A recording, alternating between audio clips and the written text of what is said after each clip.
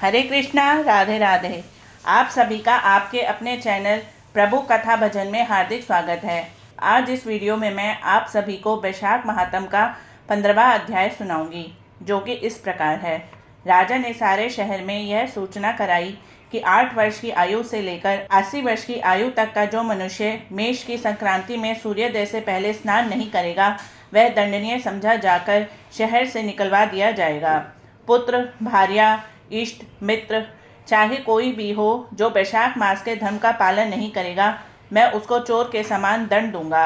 प्रातःकाल पवित्र जल में स्नान करो, स्थान स्थान पर प्याऊ लगवाओ, यथाशक्ति योग्य ब्राह्मणों को दान तथा अन्य धर्म के कार्य करो। प्रत्येक गांव में एक एक उपदेश करने वाला विद्वान ब्राह्मण नियुक्त कर दिया गया तथा 5 गांवों पर एक अधिकारी भी नियुक्त किया गया। इस प्रकार चक्रवर्ती राजा के शासन में यह धर्म वृक्ष सारे देश में भली प्रकार फैल गया। इस राज्य में जो पापी मर जाते थे, वे भी वैकुंठ को प्राप्त होते थे। वैशाख मास में मुक्त होकर कोई भी प्राणी यमपुरी को नहीं जाता। इस कारण उस सूर्यवंशी राजा ने यम के सब लेखों को मिटा दिया। मनुष्य के जो भी पुराने कर्म थे, वे सब नाश हो गए। चित्रगुप्त के लिखने को कुछ भी ना रहा तथा सब नरक भी खाली हो गया। तब एक समय नारद जी यमराज के पास जाकर कहने लगे कि राजन, नरक में पहले जैसा हाहाकार शब्द नहीं सुनाई देता। चित्रगुप्त के पास भी लिखने को कुछ नहीं। हाथ पर हाथ रखे मुनि बैठे हैं। बड़े बड़े पापी भी अब तुम्हारे लोक में नहीं आते, इसका क्या कारण है? तब धर्मराज कहने लगे कि हे महामुने, एक राजा पृथ्वी पर हुआ है। अपने राज्य में उसने आज्ञा दी है, जो कोई भी वैशाख मास के धर्मों का पालन नहीं करेगा, वह दंडनीय होगा। इसलिए सब वैशाख मास के धर्मों का पालन कर बैकुंठ को जा रहे हैं। कर्मों के नाश से चित्रगुप्त के लिए लिखने को कुछ भी नहीं रहा। वह काठ की मूर्ति के समान बैठा हुआ है।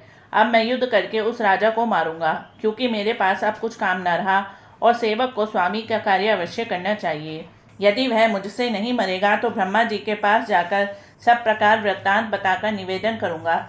इस प्रकार नारद जी से कहकर यमराज मृत्यु, रोग, जरा आदि सब सेवकों द्वारा अपने दूतों को साथ लेकर दंड धारण कर भैंसे पर चढ़ पृथ्वी पर आए और सिंहनाद करते हुए उस राजा की नगरी को चारों ओर से घेर लिया। इससे समस्त प्रजा अत्यंत भयभीत हो गई। राजा भी यह सुनकर कि यम ने नगर को घेर लिया है, अपने सेना को सजाकर नगर के बाहर आ गया।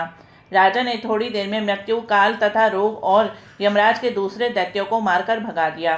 तब भैंसे पर सवार यमराज स्वयं राजा के सन्मुख आया और भीषण गर्जना करके राजा पर बाण चलाने लगा। राजा ने 3 बाणों से उसके धनुष को काट दिया। अब यम ढाल और तलवार ले राजा को मारने के लिए चला। तब राजा ने उसकी ढाल तलवार भी काट दी और काले सर्प जैसे फुंकार मारता हुआ क्रोधित होकर एक बाण यम के मस्तक पर मारा। तब यमराज ने क्रोधित हो दंड उठाया और उसे ब्रह्मास्त्र से अभिमंत्रित कर राजा पर छोड़ दिया। उस समय बड़ा हाहाकार मच गया। तब भगवान विष्णु ने अपने भक्त की रक्षा के लिए सुदर्शन चक्र छोड़ा, जो युद्ध स्थल में आ पहुंचा और दंड से युद्ध कर ब्रह्मास्त्र का निवारण करता हुआ यमराज को मारने लगा। यह देख वह भक्त राजा भयभीत होकर चक्र की स्तुति करने लगा। हे भगवान विष्णु के हाथ के आभूषण, सहस्र बार तुम्हारा नमस्कार हो। भगवान तुमको सारे लोगों की रक्षा के लिए धारण करते हैं, क्योंकि जो देवताओं के द्रोही हैं, तुम उनके काल हो। सो हे जगतपते, इस यम की रक्षा करो। ऐसी स्तुति सुनकर चक्र यम को राजा के पास छोड़कर स्वयं वैकुंठ को चला गया। फिर यम उदासीन होकर ब्रह्मालोक में ब्रह्मा जी के पास गए। उसको इस प्रकार देखकर सब सभागण विस्मित होकर आपस में कहने लगे कि यम का यहाँ पर कैसे आना हुआ? कहीं ब्रह्मा जी के दर्शन को तो नहीं आया? इसको तो कभी क्षण भर को भी अपने काम से अवकाश नहीं मिलता। देवता तो कुशल से हैं, ऐसी बात कभी पहले देखी न सुनी।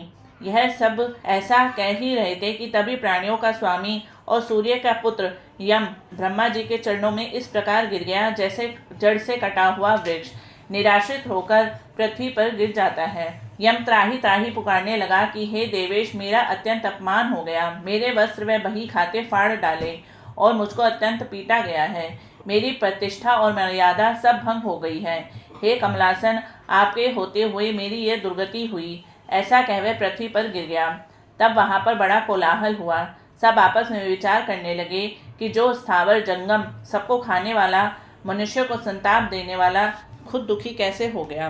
तब पवन ने आकर ब्रह्मा जी के आज्ञा अनुसार सबकी वाणी रोक दी और अपनी विशाल भुजाओं से यम को उठाया। फिर समस्त संसार में विचरने वाला, उदार बुद्धि, पवन उसे आसन पर बिठाकर कहने लगा कि किसने तेरा अपमान किया, तुमको तुम्हारे स्थान से किसने निकाला, तुम्हारे वस्त्र व बही खाते किसने फाड़े।